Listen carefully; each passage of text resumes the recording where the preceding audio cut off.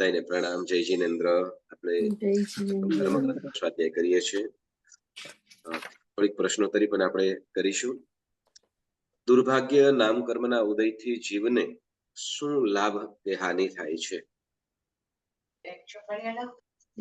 જે કર્મના ઉદયથી ઉપકાર કરવા છતાં પણ સામેના માણસો તેને અપ્રિય લાગે છે.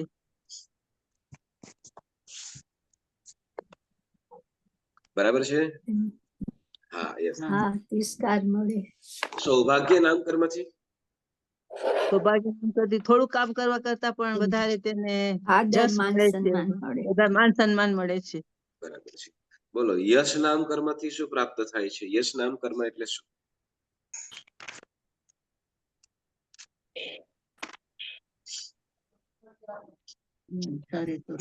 યશ નામ કર્મથી યશ નામ કર્મ એની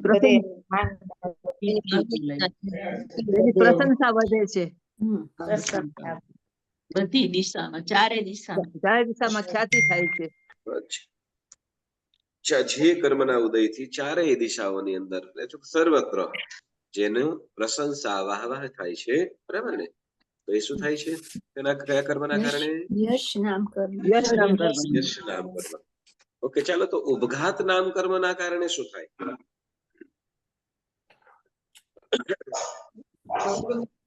પોતાના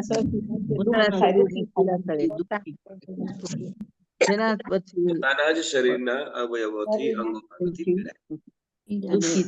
પીડા થાય, દુઃખી થાય. ઓકે, શું આપણને શુભ અને અશુભ બંને પ્રકારના નામકર્મ હોઈ શકે? હા, હા. કેવી રીતે? ઉપલો ભાગ જે આપણો હોય, જે માથું, હાથ, પેટ સુધીનો ભાગ, અશુભ કહેવાય. નાભીથી ઉપરનો શુભ કહેવાય, નાભીની નીચેનો અશુભ કહેવાય. બરાબર. આપણને હોઈ શકે? હા, બધા જીવોમાં હોય. બધા જીવમાં. એક ઇન્દ્રિયમાં કેવી રીતે ગણાશે? એમને તો નાભી ના હોય. ઇન્દ્રિય જીવો છે તો નાભી હોય. ના, આપણે મનુષ્યને જ વધારે થાય. હા, એક ઇન્દ્રિય જીવોને નાભી ના હોય તો પછી શુભ અશુભ ક્યાંથી કરીશું આપણે? આ મનુષ્યને જ વધારે હોય છે. હા, શું કીધું? પંચેન્દ્રિયમાં પછી 4 પગવાળા ને શું? હા, ઉપર પીઠ એની ધાબળી આપે. એ પણ વાત બરાબર. હા, જો બધાને હોય તો એકેન્દ્રિયને કેવી રીતે આપણે ઘટાવી શકીએ? એકેન્દ્રિય નાભી તો હોય નહીં તો એને. પણ તમે એમ કીધું તું ને કે આપણે સમજી લેવાનું કે એનો નીચેનો ભાગ. તો સમજાવો, સમજી જાઓ. ચાલો, મને સમજાવો. પાંદડા એના, પછી ફળ, એકેન્દ્રિયમાં પાંદડા, ફળ, ફૂલ, એ બધા શુભ કહેવાય. ઝાડનો થડ ને એ બધું અશુભ કહેવાય, ને પાંદડા ને એ બધું બધા અશુભ કહેવાય, એ બધું શુભ કહેવાય. ડાળીઓ છે, પાંદડા, ફૂલ વગેરે અપેક્ષાએ. ઓકે, એટલે ત્યાં બરાબર, એટલે ત્યાં એને શુભ સમજવાનું, અને અશુભ એટલે ખાલી ઘટાવે છે. બાકી ત્યાં શુભ અશુભ નામ ત્યાં હૃદયમાં તો છે જ, બરાબર. પણ બાહ્ય. તો હવે સમજો કે જે નિગોદના જીવો છે એને તો દાળ પાણી વગેરે પોતે દુઃખી જ છે, એટલે તો દુઃખી છે એટલે તો ક્યાં પોતે અશુભ જ છે. દુઃખી તો અસાતાવેદનીયથી દુઃખી થાય. દુઃખી થાય તો અસાતાવેદનીયથી ને. તો કે કેન્દ્રીય સાંભળો, ત્યાં કેટલો ખ્યાલ નથી આવતો, પણ છતાં પણ એ લોકોને શુભ અને અશુભ બંને નામ કરતા ઉદય તો હોય, બરાબર. બંને શુભ અને અશુભ બંને હોય, અને આપણે એને શું કહેતો કે એને અંગો પાંગ એકદમ એનું શરીર એવું શું કહેવાય, અંગો એવું સૂક્ષ્મ છે કે જેને આપણે એના અંગો પાંગની વગેરે આપણે કંઈ પણ જાણી શકતા નથી, બરાબર. બાકી શુભ ને અશુભ એને છે. ચાલો, ઓકે. આતપ નામકર્મનો ઉદય પંચેન્દ્રિયમાં ક્યારે હોય? કઈ પર્યાપ્તિ પૂર્ણ થયા પછી હોય? લતાબેન? આતપ નામ કર્મ તો આખું બધી પર્યાપ્તિ પૂરી થાય પછી જ હોય ને. જેમ મનુષ્ય છે તો મનુષ્યને આતપ નામ કર્મનો ઉદય ક્યારે થાય? કેટલી પર્યાપ્તિ? જ્યારે તે મને નથી ખ્યાલ. તે મુનિપણું લે ત્યારે અને પછી એનું વૈક્રિય શરીર બનાવે ત્યારે થાય. બીજું કોઈ? અરે આતપ નામ કર્મ પંચેન્દ્રિયમાં હોય જ નહીં. ઉદ્યોત નામ કર્મ. ઉદ્યોત નામ કર્મ. દિનુબેન કયું હોય? લતાબેન? ઉદ્યોત નામ. બરાબર. મનુષ્યમાં ઉદ્યોત નામ કર્મ વૈક્રિય શરીર બનાવે તો, કે આહારક શરીર બનાવે તો. આતપ નામ કર્મ તો માત્ર સૂર્યના વિમાનોને કેન્દ્રિયમાં. કયા વિમાનમાં? ચંદ્રના. બરાબર. પૃથ્વી કાયના. હા, પૃથ્વી કાયના ચંદ્રના વિમાનમાં. બરાબર. સૂર્યના. લઈ આવીશ, કેતા નહીં પછી. હા, એટલે આતપ નામ કર્મ ક્યાં? તો કે સૂર્યના વિમાનોની અંદર જ રહેલું છે. ઓકે, બરાબર. અને ઉદ્યોત નામ કર્મ તો કે કદાચ કોઈ મનુષ્ય વૈક્રિય લબ્ધિ વાળો હોય, વૈક્રિય શરીર બનાવે તો વૈક્રિય શરીર ની અંદર ઉદ્યોત નામ કર્મ હોય શકે. કોઈ મુનિ કદાચ આહારક શરીર બનાવે, 14 પૂર્વદર વગેરે હોય, જેની પાસે આહારક લબ્ધિ હોય એવા. બરાબર. તો આહારક લબ્ધિ ઉત્પન્ન થયું હોય તો તે શરીર પર્યાપ્તિ પૂર્ણ થયા પછી એમને કદાચ ઉદ્યોત નામ કર્મ હોઈ શકે છે. કોઈ પણ ગમે તે હોઈ શકે. એટલે ઉદ્યોત નામ કર્મનો ઉદય થઈ શકે છે. બરાબર. થાય. ઓકે, આપણે ગોત્ર નામકર્મની વાતો ચાલતી હતી. ગોત્ર નામકર્મ કેટલા પ્રકારે છે? બે પ્રકારે. કયું? ઉચ્ચ ગોત્ર અને ઉચ્ચ ગોત્ર અને નીચ ગોત્ર. જેમાં આપણે ઉચ્ચ ગોત્ર વિશે પણ સમજ્યા હતા અને નીચ ગોત્ર વિશે પણ સમજ્યા હતા. બરાબર. તો નીચ ગોત્રના કારણે જીવને શું નુકસાની થાય અથવા શું લાભ થાય? કોણ બોલશે? નીચ ગોત્ર. નીચ ગોત્રમાં તેને તિરસ્કાર મળે. તિરસ્કાર મળે. બરાબર છે. તિરસ્કાર મળે. કોઈને ખરાબ રીતે સાધુ સાધ્વીના વસ્ત્રો જોઈને ચિત્રી ચડે તો એ નીચે ગોત્ર બંધાય. તો કીજું, સાંભળો, આપણે કીધું હતું કે સારું રૂપ, ધન સંપત્તિ આદિ હોવા છતાં પણ સારું રૂપ, ધન સંપત્તિ આદિ જે માનનું કારણ હોય, બરાબર, એ બધું હોવા હોતે છતે પણ એટલું એને માન સન્માન ન મળે. સારું પદ ઉપર પણ હોય, સારી પોસ્ટ ઉપર પણ હોય છતાં પણ શું તો કે માન સન્માન ન મળે. કારણ નીચ ગોત્ર. બરાબર. કદાચ કોઈ પદના કોઈ સત્તાધારી હોય અને છતાંય ખ્યાલ આવે કે ભાઈ આ તો આમ છે. બરાબર. તો એટલે નીચ ગોત્રનું કારણ બને છે. બરાબર. પછી એ રીતે ઉચ્ચ ગોત્ર, એનાથી વિપરીત ઉચ્ચ ગોત્ર. શું થશે? ઉચ્ચ ગોત્ર માન સન્માન મળે. ઉચ્ચ ગોત્ર રૂપ ના હોય પણ તો પણ મળે. સારું રૂપ પણ નથી, એટલે દેખાવની અંદર પણ નથી ઠીકઠાક છે, અથવા દેખાવમાં પણ ઠેકાણું નથી. ધન સંપત્તિથી કંગાલ છે, પરંતુ છતાંય લોકમાં આદર સન્માન પામે. પ્રશંસા. લોકમાં આદર સન્માનને પામે. બરાબર.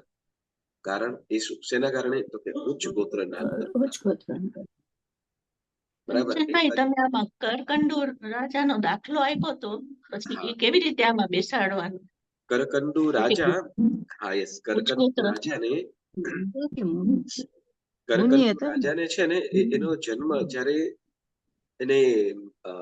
એનો આમ તો રાજાનો પુત્ર હતો, પણ એની જયારે પ્રસંગ એવો થઈ ગયો હતો કે રાજા રાણી ફરવા માટે ગયેલા હતા અને તે વખતે હાથી ગાંડો થઈ ગયો અને ગાંડો થયેલો એવો હાથી હવે આમ તેમ ભાગવા લાગ્યો, ગાઢ જંગલમાં પહોંચી ગયો છે અને હાથી ક્યારે શું કહેવાય ક્યાં પહોંચી જશે, શું કરશે ખબર નહીં. રાજા રાણી નક્કી કર્યું કે શું આપણે શું તો હવે આ હાથી ભાગે છે, સામે વડલાનું ઝાડ આવે છે, વડલાની વડવાઈઓ પકડી લઈએ આપણે, તો જેથી કરીને હાથી આગળ નીકળી જાય પછી આપણે વડવાઈના ઝાડ પકડી વડવાઈને પકડીને ધીમે ધીમે નીચે ઉતરી શકશું. એટલે હાથી ત્યાંથી પસાર થવા ગયો, રાણીને પણ એ કર્યું કે પકડી લ્યો. એટલે રાજાએ તો પકડી લીધો, પરંતુ રાણી પકડી શક્યા નહીં. રાણી પકડી શક્યા એને હાથી આગળ નીકળી ગયો. હવે આગળ દોડતો દોડતો હાથી કેમ ગાંડો થયેલો હતો, ગમે તે દિશાઓની અંદર જાય ને આમ કરતા કરતા કેટલાક સમય પછી હાથી થોડો ભાનની અંદર આવ્યો અને તે વખતે હાથીને તરસ લાગી અને કોઈ પાણીનું તળાવના સરોવર કે તળાવ જળાશયે ત્યાં પાણી પીવા માટે હાથી નીચો નમ્યો અને તે વખતે રાણી હળવેક રહીને હાથીને પણ ખ્યાલ ના આવી રીતે ત્યાં ઉતરી ગયા અને ત્યાંથી છુપાઈ ગયા. એટલે હાથી પણ ત્યાંથી ગયો. એટલે હાથીને ઉપર કોણ બેઠું છે કે ક્યાં ખાવે કઈ ખબર નથી. એટલે રાજા તો ત્યાં વડલાના ઝાડ ઉપર થઈ ગયો, રાણી પણ હવે ગાઢ જંગલ અને તે વખતે હવે રાણી સગર્ભા હતી, રાણી ગર્ભવતી હતી. તે વખતે આમ કરતા કરતા હવે જવું ક્યાં, કેમ કે નગર ગામ વગેરે નગર ક્યાં છે એ ખબર નથી, બરાબર. એટલે પછી હવે નક્કી કર્યું કે આશરો ક્યાં લઉં અને આમ કરતા કરતા ત્યાં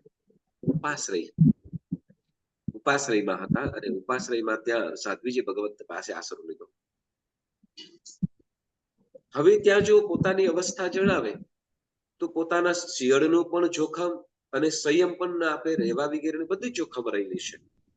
એટલે ત્યાં એ રાણી ત્યાં અને સાધ્વીજી ભગવંત પણ એમને દીક્ષા આપે છે. પણ સમય જતા થયું એવું શું તો કે જેમ શું કહેવાય કે ભાઈ પેટ વગેરે દેખાવા લાગ્યું એટલે સહજ કે આ તો તમે બહુ મોટી ભૂલ કરી, તમારે પહેલું કેવું જોઈએ, ઠપકો આપ્યો, હવે દીક્ષા આપી દીધી છે, હવે થાય શું.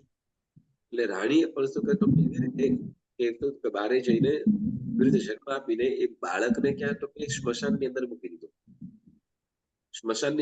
દીધું, અને ત્યાંથી આવી ગયો. પણ એ ત્યાં પણ સુધી જુએ છે કે બાળક શું થઈ રહ્યું છે, કઈ થઈ ન જાય, મરી ન જાય, એના માટે ત્યાં છુપાઈને જુએ છે.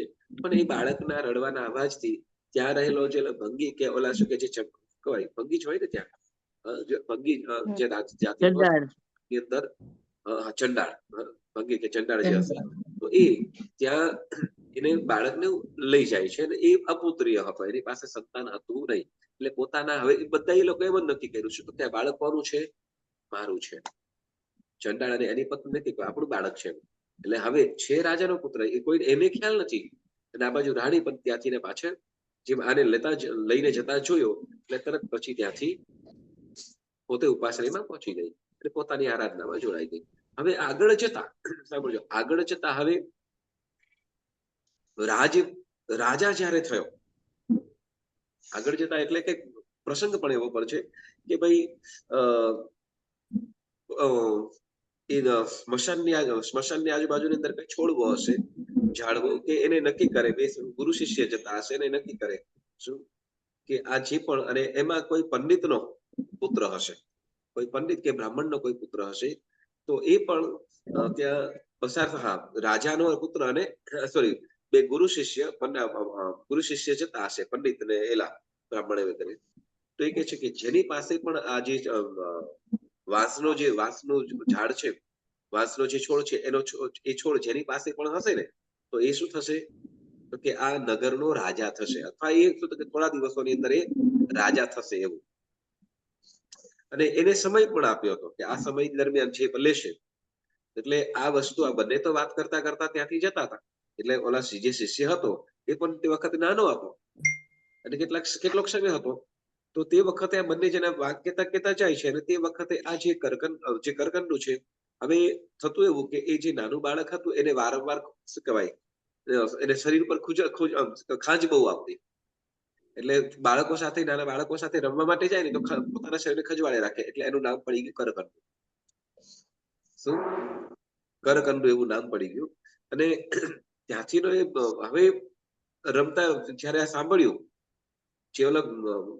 જે પંડિત છે એ પોતાના પુત્રને કે શિષ્યને કહે છે અને આ વાત કોણ સાંભળી રહ્યું છે તો કે આ જે કરકંડો છે એ પણ ત્યાં રમત કરતા કરતા એ પણ સાંભળે છે એવું પણ કદાચ એટલે જેની પણ પાસે હશે એવું નથી કે તું લઈ લઈશ તો રાજેશ્રી જેની પાસે હશે એને રાજપાટ મળશે એટલે આ પણ સારી રીતે હવે ધ્યાન રાખવા લાગ્યો એટલે કેટલોક સમય થતા બોલો જેવો શું કહેવાય કે એ દિવસ શું કહેવાય કે લેવા આવ્યો ને તો તે જ વખતે આ શું કરે તો કે જેવો એ છોડવાના હાથ પકડે અને ત્યાં જ ઓલો કરકંડુ પણ શું કરે તો કે આ છોડ મારો છે ને ઉછેરણ કર્યો છે એટલે હવે મારી તું ચોરી કરે છે તને પાપ લાગશે એટલે શું કહેવાય કે બંને જણા હવે ઝઘડો થયો બંને જણનો ઝઘડો થયો અને ઝઘડો થતા હવે રાજા ત્યાં નહીં આપે શું તો કે હવે ભાઈ શું કે જો આવું બને પહેલા તો મજાક લાગી કે શું આ છોડવાથી કઈ રાજપાટ થોડું મળતું હોય તો કીધું કે ભાઈ આનો માલિક તો આ કરકંડુ છે એ લોકો એના માલિક છે એટલે એને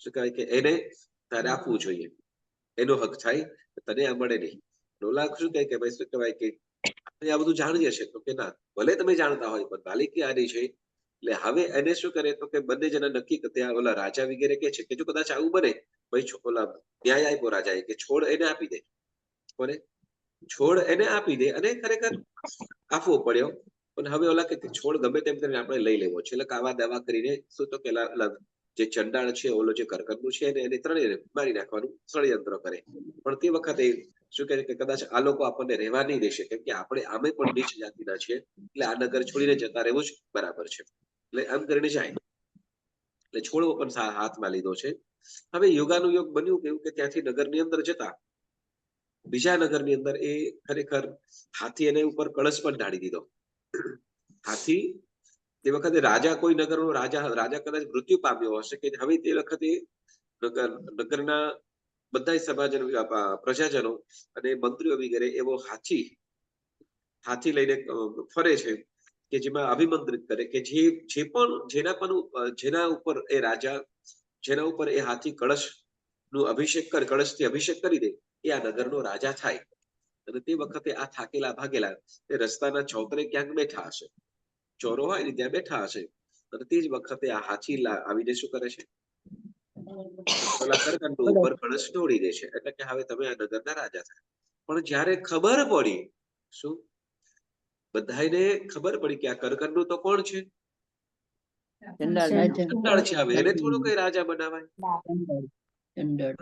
એટલે તે વખતે બરાબર પણ હવે તો અહીંયા શું તો કે દેવવાણી પણ થઈ ગઈ છે શું કહેવાય કે આ તમારો રાજા છે ગમે તેમાં કોણ છે તમારો રાજા છે તમારી બધી આજ્ઞા માનવાની છે અને એવું શું કહેવાય દિવ્ય શસ્ત્ર પણ પ્રગટ થયું જે પણ કદાચ એની આજ્ઞાને નહીં માને તો એને શું કરીશું તો એનું શિરોચ્છેદ થશે અને મસ્તક કાપી નાખવામાં આવશે ઘોષણા પણ થઈ ગઈ હવે આ બાજુ શું કે ડરના કારણે બધા માની જાય છે ખરા પણ લોકો અંદર હવે સમજો કે જે ડરના મારણે પરંતુ અંદર રહેલા જે મંત્રીઓ છે પંડિતો વગેરે છે એ લોકો માનવા માટે તૈયાર જ નથી યસ આપણે જયારે કરકંડુનું જીવન ચરિત્ર સાંભળ્યું મહાપુરુષોને વંદન એની અંદર બધી ડિટેલમાં વાત આવી તો હવે શું તો કે હવે શુદ્ધિકરણ માટે સાંભળો શુદ્ધિકરણ માટે શું તો કે કદાચ આવી શુદ્ધિ કરીને એમને ફરીથી શું કહેવાય કે ઉચ્ચ ગોત્રની અંદર એટલે પંડિત બનાવી શકાય જેમ અત્યારે તમને ખ્યાલ છે ધર્માંતરણ જેને કહેવાય ધર્માંતરણ એ ખ્યાલ છે કે નહીં અત્યારે બહુ ચાલે બધું હિન્દુમાંથી ક્રિશ્ચન પણ થઈ જાય અથવા હિન્દુમાંથી હિન્દુ થઈ જાય ને હિન્દુમાંથી ક્રિશ્ચન થાય ને એવી રીતે શું તો કે ધર્માંતરણ જેમ કહેવાય તો કે જાતિ પર એ કહેવાય તો એવી રીતે આવી રીતે કરો એટલે તે વખતે હવે એટલે પંડિતો કે આવું તો થાય નહીં પણ હવે કે રાજાનું માન રાજાની આજ્ઞા છે એટલે આપણે કંઈક તો કરવું પડશે એટલે એના માટે કંઈક તો વિધાન કરવું પડશે એટલે તે વખતે ન છૂટકે પણ તે વખતે કરે છે પણ છતાંય મનની અંદર રાજા પ્રત્યે કરકંડુ પ્રત્યે એવું જે આદર સન્માન ભાવ તો ત્યાં નથી આવતો પરંતુ વાસ્તવિક જયારે ખ્યાલ આવે છે બરાબર પરસ્પરસ જયારે યુદ્ધ વગેરે શું કહેવાય પિતા પુત્ર વચ્ચે પ્રસંગ ઘણો લાંબો છે પણ બને એવું કે પ્રસંગો પાછું તો કે આ કરકંડુ રાજા પણ બીજા જે રાજા હતા એને હવે રાજા એને ખ્યાલ નથી કે આ રાજા મારા પોતાના સગા પિતા છે એટલે બંને સામસામે યુદ્ધ માટે આવી જાય છે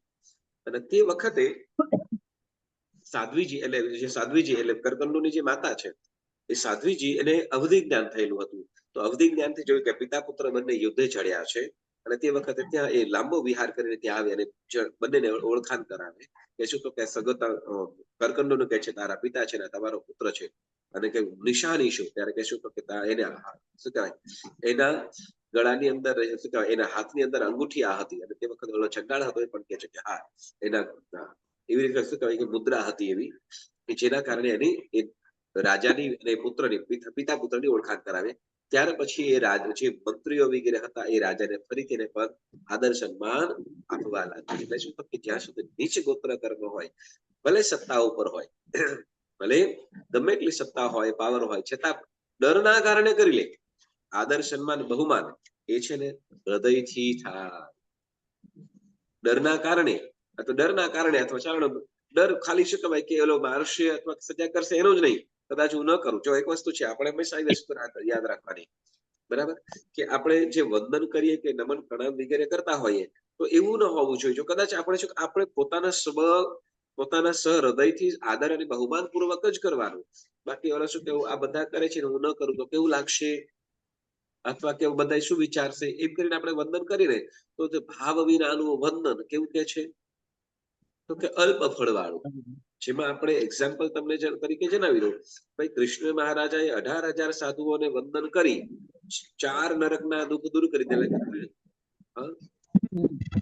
4 નરકના દુઃખ, એટલે કે 7મી જગ્યાએ 34 નરકમાં, બરાબર. અને એ જ પાછું શું તો એનો પાલક હતો એ પણ શરમ ન માર્યો ત્યાં વંદન કરતો. તો કે કૃષ્ણ મહારાજે વંદન કરે હું વંદન કરતો કેવું લાગશે, બરાબર. એને ફળ શું તો એને એવું કઈ ફળ વિશેષ ફળ ન મળ્યું. હા, બરાબર. તો હા અલ્પ ફળ મળે, જે વિશેષ ફળ જેમ કેવાય કે શું કહેવાય કે ભાઈ જ્યાં શું કહેવાય આમ જવળાઈ જવાનું છે, તરબોળ થઈ જવાનું છે, અને ત્યાં શું તો કે આંગળી ગોળીને આવે તો મતલબ શું, બરાબર. એટલે એમ કે ને શું કે તળાવે જઈને તરસી આવ્યો, તો એટલે એમ કે છે તો કે નીચ ગોત્ર નામ કર્મના ઉદયથી શું થાય છે તો કે રૂપ હોય, સત્તા હોય, સંપત્તિ હોય, છતાં પણ આદર સન્માનને પ્રાપ્ત થાય નહીં. નીચ ગોત્રના પ્રભાવ અને ઉચ્ચ ગોત્રના કારણે તો કે ધન સંપત્તિ ન હોય છે, રૂપ લાવણ્ય ન હોય, છતાં પણ આદર સન્માનને પ્રાપ્ત થાય. તેના કારણે ઉચ્ચ ગોત્રના કર્મના બરાબર. સરસ.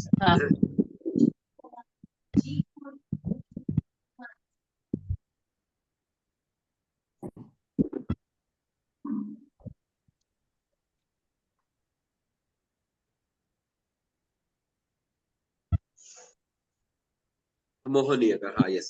હવે જુઓ એક પ્રશ્ન કે કોઈ ઉચ્ચ ગોત્ર વાળો જીવ, પાછું બોલો જરી.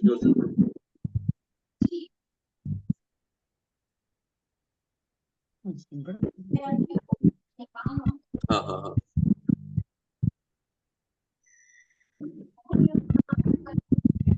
મોહનીય કર્મ, યસ. મોહનીય નાચે નચાવે. જો એમ પ્રશ્ન એવો છે, ઉચ્ચ ગોત્ર કર્મ વાળો જીવ બરાબર નીચ ગોત્રમાં જવા માટે તૈયાર થાય, જેમ કે શું કહેવાય કે ભાઈ અત્યારના પણ ઘણી બધા એવા પ્રસંગો બનતા છે, જાતિની અંદર લગ્ન કરે, એટલે અથવા લગ્ન કરવા માટે ગમે તે કરી જાય, બરાબર. તો ચોક્કસ ધારો કે એક વસ્તુ તો પાકી થાય, બરાબર ને, ઉચ્ચ ગોત્રના કર્મના કારણે આદર્શ માનને પામે, કારણે શું થશે. હવે જો એ કદાચ લગ્ન કર્યા પણ ત્યાર પછી એનું જીવન શું પાછળ ત્યાં આવી જાય છે, પોતાના અંદર આવી જાય છે, કે પછી ત્યાં પોતાનું જીવન જેવું કરી નાખે છે. તો આ બંને વસ્તુ બંધ થઈને રાખે છે, તો કે એને એનું જીવન એને જેવું કરી નાખે ઉચ્ચ ગોત્ર જેવું. તો ઉચ્ચ ગોત્ર ધીમે ધીમે ઉચ્ચ ગોત્રનો પ્રભાવ ધીમે ધીમે શું ઓછો થઈ જન્મના હિસાબે મળ્યું છે, બરાબર. જન્મના હિસાબે મળ્યું છે, પાકું, બરાબર. પણ જો એની રહેણી કહેણી એટલે જે ગોત્રના આધારે જે હોવું જોઈએ, બરાબર, ગોત્રને વ્યવહારને અનુલક્ષીને જે હોવું જોઈએ એવી રીતે ન રહે તો ધીમે ધીમે શું થશે તો ગોત્ર છે કે આદર માન સન્માન શું થાય, એ પણ જે આદર માન સન્માન થઈ જાય. આદર માન સન્માન મળતું હોય તો શું થઈ જાય, ઓછું થઈ જાય, બરાબર. તો કે નીચ ગોત્ર જેવું પછી શું કહેવાય, કેમ કે દ્રવ્યથી ઉચ્ચ ગોત્ર અને ભાવથી ખ્યાલ આવ્યો. દ્રવ્યથી જેમ આપણે કહીએ ને જૈન કેવા કર્મે કે ધર્મે, કર્મે જૈન કે ધર્મે જૈન? ધર્મે ઘણી વખત એવું પણ બને કે નહીં, એવું પણ બને કે નહીં, એમ કહેવાય એ છે કહેવાતા હોય છે, પણ શું કે અજૈન કરતા પણ સાવ નીચે ઉતરી ગયા હોય, આવા પણ હોય કે નહીં? હોય ને. હા હોય તો હવે શું તો કે જૈન ની અંદર એને શુદ્ધ આમ કહેવાય કે એટલું આદર સન્માન પામશે શ્રાવક શ્રાવિકાઓની અંદર? ના પામે, બરાબર ને? એટલે કે દ્રવ્યથી અથવા કર્મ નામથી જૈન કહેવાય, બરાબર? એટલે શું કહે છે કર્મથી, એટલે શું તો કે જે આપણે જૈન ધર્મને યોગ્ય આપણું જીવન પણ હોય, તો એ જ રીતે ઉચ્ચ ગોત્રને યોગ્ય જીવન પણ હોય, ભલે ધન સંપત્તિ ન હોય, પરંતુ એનું આચરણ તો ઊંચું, બરાબર? ચાલો, હવે આપણે છે ને ગઈ વખતે અંતરાય નામ કર્મની આપણે વાતો કરતા હતા, જેમાં 5 પ્રકારનું અંતરાય નામ કર્મ છે, બરાબર? દાનાંતરાય, લાભાંતરાય, ભોગાંતરાય, ઉપભોગાંતરાય અને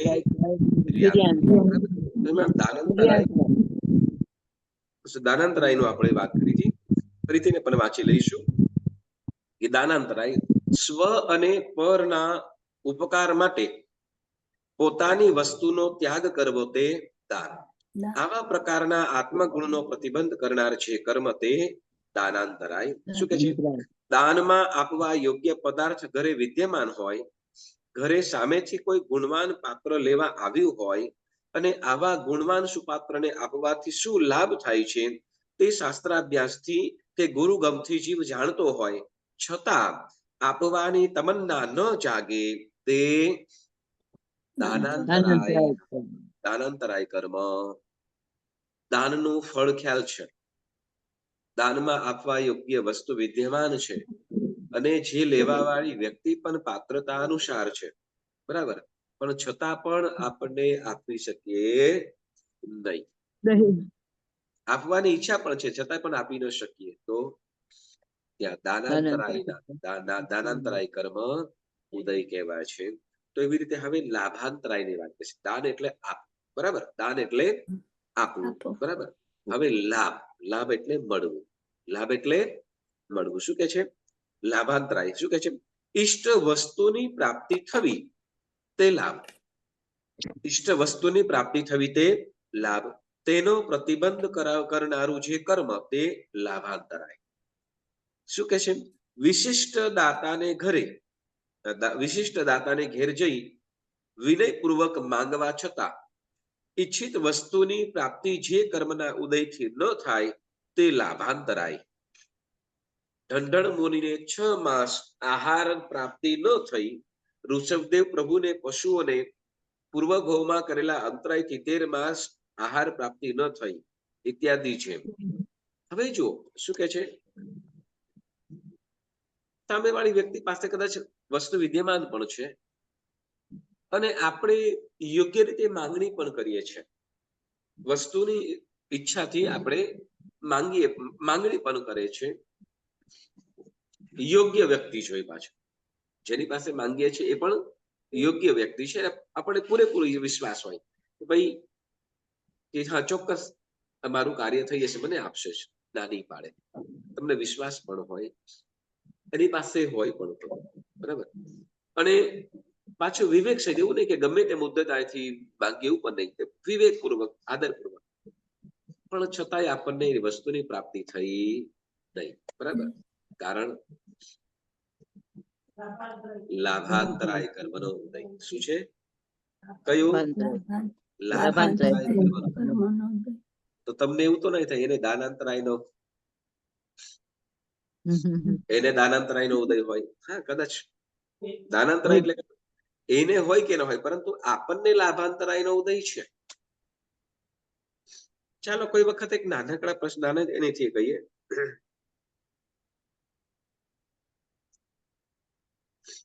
કે ભાઈ બધી કોઈ વસ્તુ બધાને આપે છે, વસ્તુઓ બધાને આપે છે ને એ બધાને મળતા અને આપણે એક બાકી રહ્યા અને ત્યાં વસ્તુ પૂરી થઈ ગઈ. બધાને મળી, આપણને ન મળી, પૂરી થઈ ગઈ. હવે આપણને ના મળી, ઓલો આપવા વાળો તો બધાને આપે છે, આપણને ના મળી. લાભાંતરાય કર્મ કયું? બરાબર. જેમ શું કે ભગવાન ઋષભદેવ એમને જે વર્ષી તપને આપણે કહીએ છીએ, બરાબર ને, ઘરે ઘરે ભિક્ષા માટે જાય, બરાબર, ઘરે ઘરે ભિક્ષા માટે જાય, બધી વસ્તુઓ મળે, આહાર ન આપે, બરાબર ને, કારણ કે પૂર્વ ભવની અંદર કરેલું પશુને બાંધેલું દાનાંતરાય લાભાંતરાય, બરાબર. કેમ? લાભાંતરાય, દાનાંતરાય, લાભાંતરાય. કેમ? તો કે તે વખતે ઓલા જે બળદને શું કર્યું હતું, તો કે એને જે આહારનો લાભ થવો જોતો હતો એ લાભ થવાની અંદર અંતરાય બાંધેલું, બરાબર. તો તે વખતે એ લાભાંતરાય. જો કે હેતુ, જો સાંભળજો, અહીં આ બહુ સૂક્ષ્મતા સૂક્ષ્મતા બહુ સમજવા જેવી છે. ભગવાને જે વખત પૂર્વ ભવની અંદર જે ભગવાને કીધું તો એ શેના માટે કીધું, તો કે ભાઈ આ બળદને જે ખોટો માર ખાવો પડે છે ને, ઓ લોકોને એટલા કસાયો અને વશ થઈ જાય છે, હેરાન થઈ જાય છે, તો શું થઈ જાય કે જો બળદને માર ન ખાવો પડે અને આને બહુ મહેનત ન કરવી પડે એટલા માટે, બરાબર. હેતુ સારો હતો, બરાબર. પરંતુ આમ કરવા છતાં પણ જે મોઢે બાંધેલું ઓલું શીખું છોડવાનું ભૂલી ગયો. કોણ? મોઢે બાંધવાનું શીખું ખોલવાનું ભૂલી ગયો. તો જો કે તે વખતે ભગવાનનો જીવ છે એ પણ શું, તો કે જયારે એને આહાર શું કહેવાય, તો જમવા કે જમવા તાર ભોજન માટે બેસે તે વખતે એનું પણ શીખું ખોલી નાખજો, પછી છોડી નાખજો, એવું કહેવાનું રહી ગયું, કહેવાનું રહી ગયું. તો એટલે ઓલાને પણ ખ્યાલ ન રહ્યું, પણ જયારે પોતે બપોર આખો વીતી ગયો, બળદ બંને ભૂખ્યા, બળદ ભૂખ્યા, અને તે વખત ખ્યાલ આવે કે મારા બળદ તો ભૂખ્યા રહ્યા, અને તે વખતે બંધાવેલું અને વખતે લાગેલા 400 નિશાસા ભગવાનને 400 દિવસ ભિક્ષા વગર લાભ ન થવા દીધો. બધી વસ્તુ આવતી હતી, ખાલી આહાર નહીં. ભગવાન તો બધી વસ્તુઓના ત્યાગી હતા, ખાલી આહાર. એટલે એમ છે લાભાંતરાય. શું? અને ઢંઢન મુનિને પણ શું, 6 મહિના સુધી, કેટલા? 6 મહિના સુધી ઢંઢન મુનિને પણ 6 મહિના સુધી આહાર પ્રાપ્ત થવા દે નહીં. એમને પણ પૂર્વ ભવની અંદર પશુ અને બળદને વિશે એને પણ અંતરાય કર્યો હતો, બરાબર. તો આવી રીતે એટલે લાભાંતરાય આપણને જો આ વસ્તુ આપણને દરેક ઠેકાણે યાદ રાખવાની, ક્યાંય પણ આપણું આપણા નિમિત્તે કોઈ અંતરાય, કોઈને અંતરાય નહીં કરે, બરાબર. સહયોગ કરવાનો કે ભાઈ ધર્મ આરાધનાની અંદર કે સુખની અંદર બીજાના સુખ માટે કારણ બનજો, દુઃખનું કારણ ક્યારેય પણ બનતા નહીં, બરાબર. કેમ કે જાણતા કે અજાણતા બાંધેલા જે કર્મ છે એ આપણને રીબાવીને થવા પડે છે, બરાબર. લાભાંતરાય એટલે દાનાંતરાય, લાભાંતરાય. પછી કે છે ભોગાંતરાય કર્મ. કયું? ભોગાંતરાય. શું કે છે? જે વસ્તુઓનો માત્ર, જો પેલું કે દાનાંતરાય, લાભાંતરાય, પછી ભોગાંતરાય, પછી ઉપભોગાંતરાય એવું આવે છે, બરાબર. આપણે અંતરાય કર્મની પૂજા ભણાવીએ ને તો એમાં પણ આ 5 કર્મની વિશેષ વાતો આવે. આપણે કામ કરવાનું છે ભાઈ, 8 કર્મ પૂરા થાય પછી શું કે 8 કર્મની પૂજા એક રવિવારે આપણે ગોઠવી દઈએ, એટલે આપણે આખી બહુ વિસ્તાર કહેવામાં આવે છે. એક એક્ઝામ્પલો આવે છે, એક એક્ઝામ્પલો આવે છે, તો આપણે ચોક્કસ ગોઠવીશું. ભોગાંતરાય શું કે છે? ભોગ એટલે શું એ વાત કરે છે, જો કે જે વસ્તુઓનો માત્ર એક વાર ઉપયોગ થઈ શકે, ફરી બીજી વાર જીવનો ઉપયોગ ન થાય તેવી વસ્તુઓનો વપરાશ, તે વપરાશને ભોગ કહેવાય છે. જેમ રાંધેલું અનાજ, પુષ્પમાળા વગેરે ભોગમાં પ્રતિબંધ કરનારું છે જે કર્મ, તે ભોગાંતરાય કર્મ.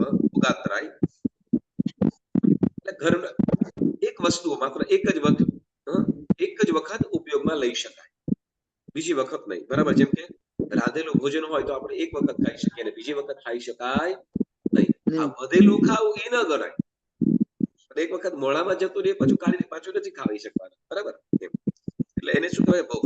જેમ કે ભોગાંતરાય, જેમ કે ઘરમાં ભોગને યોગ્ય મેવા, મીઠાઈ આદિ અનેક ચીજો પુણ્યોદયથી મળી હોય, સુખી હોય છતાં ત્યાગની ભાવના વિના તે વસ્તુઓનો પોતે પોતાના માટે ઉપયોગ કરી ન શકે, વસ્તુ વાપરવાનું મન ન થાય, તે ભોગાંતરાય. પરંતુ દેશ વિરતિ અથવા સર્વવિરતિ ધર્મ સ્વીકારવાની ઈચ્છાથી વસ્તુ રૂપને અસાર હૈ સમજીને ભોગવે નહીં, તો તે ભોગાંતરાય કર્મ કહેવાતું નથી, પરંતુ મોહનીય કર્મનો ક્ષયોક્ષમ કહેવાય છે. ફરીથી શું કહે છે? ભોગાંતરાય ની અંદર શું કહે છે? તો કે ઘરમાં બધી વસ્તુઓ છે, ભોગ માટે અનેક વસ્તુઓ છે, જેમ કે રસોઈની અંદર મેવા, મીઠાઈ વગેરે બધું, બરાબર? આથી ઘણી ચીજો છે અને પુણ્યથી મળી છે. ઘણી વસ્તુ પુણ્યથી મળી છે. સુખી હોય, શરીરથી પણ સ્વસ્થ હોય, બરાબર? છતાં પણ એને ભોગવી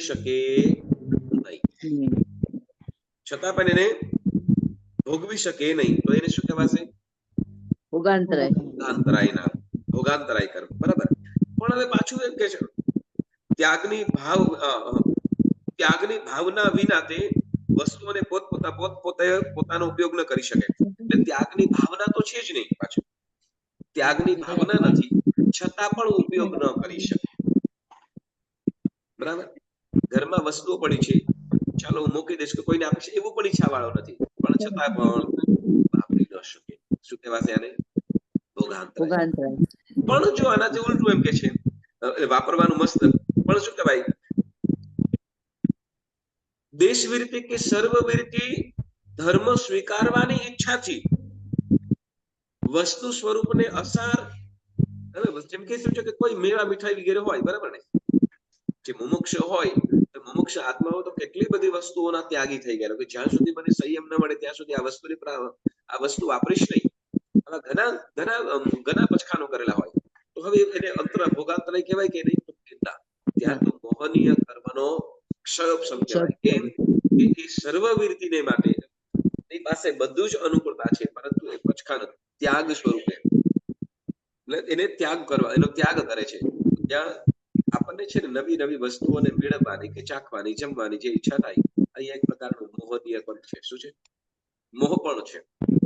એક વસ્તુ, સિમ્પલ વસ્તુ છે કે આપણે ભોજન કરીએ, આપણે પેટને, આપણને શું કહેવાય, શરીરને ચલાવવા માટે જે ભોજન કદાચ આઈમ્બલનું કરીએ તો એ ભોજન પણ ઇનફ થઈ જાય છે, બરાબર? હા, કેટલું? અને આપણે એમ કહીએ, શું આપણને પોતાનું જીવનગાળું ચલાવવા માટે જ જમીએ છીએ કે પછી મોજ શોખ માટે પણ જમીએ છીએ? હવે આ બે વસ્તુની અંદર વધારે કયું છે? સ્વાદ માટે પણ જોઈએ છે. સ્વાદ માટે. સ્વાદ કોને જોઈએ છે? પેટને કે જીભને? જીભને. બોલો, હવે પેટમાં જતો રહ્યા પછી જીભને કઈ બરાબર? જીભ કઈ શું કહેવાય કે જીભ લીધેલા આહારને સાત ધાતુએ રૂપને પરિણમવામાં આવવાનું કાર્ય કરે છે? નથી, બરાબર? એવું પણ છે કે શું જીભને ગમે છે ને શરીરમાં અંદર જઈને ગોટાળા થઈ જાય છે, થાય છે. અંદર જઈને પછી બીમારીનું કારણ બને. આવું પણ છે કે નહીં? ઘણું બધું છે એવું, ઘણું બધું એવું છે. તો અહીં જ વસ્તુ કહે છે શું કે તો જીભ જે આપણને શું કરે? રાગનું કારણ કરે છે ને મોહનીય કર્મ બંધાવવા, મોહનીય કર્મનું કાર્ય કરે છે. એટલે શું કે વસ્તુઓને અસાર, એમ છે. ધારો કે અમારા ગુરુદેવ હંમેશા કહેતા શું કે પેંડો હોય ને, તો પેંડો બંને વસ્તુ, પેંડો આપણને પુણ્ય પણ કરાવે છે, પાપ કરાવશે. મીઠાઈ, પેંડો કઈ પણ મીઠાઈ પુણ્ય પણ કરાવશે ને